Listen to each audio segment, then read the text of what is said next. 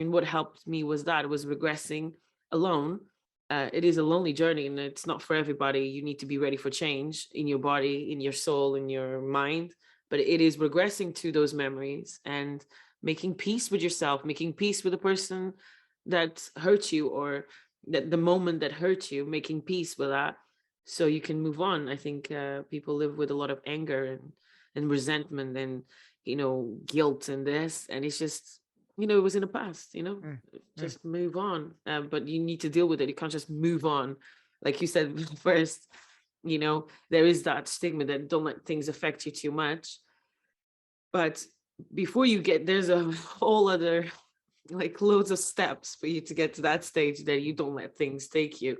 Mm. Um, and that contains facing yourself. Yeah, there's like it's about the truth at the end of the day, right? It's about getting to the truth of what For it is that's sure. hurting you, how you're reacting to it, why it's bothering you. And I think you're hitting it so right in that, and myself included, I'm sure all of us, sometimes we don't want to know the truth. Like we need to your Yes. point, Yeah. we have to get to it, but it's such a painful, scary, dark journey to get to that truth that we think I'm better off not opening that door.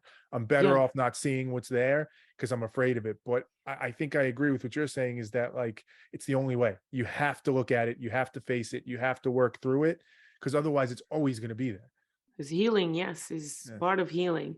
Okay, okay, there's people that are really into spirituality. I am not.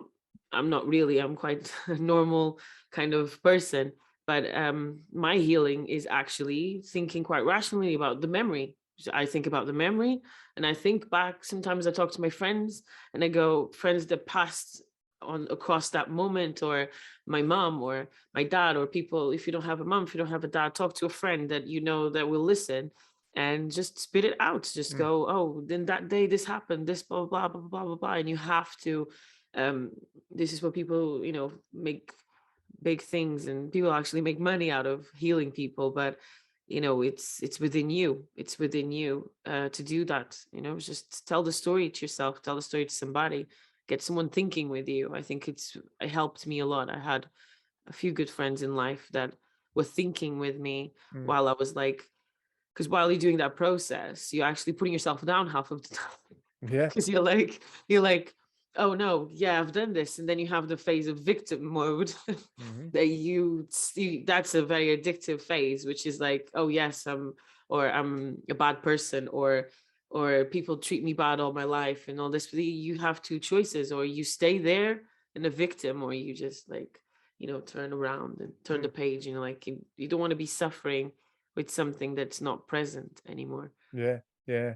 Yeah. Well, I agree with you on the that logical approach to it. That's how I've probably become through doing this show and a little bit of it, a little bit more spiritual. And by that, I just mean like accepting the idea that there's things out there I can't fully understand, and the way that we think, like there's influences we may never grasp. But I agree with you that like for me, it's very much a rational, logical, pragmatic journey of saying, all right, what's the problem? Why is it an issue? And working through it.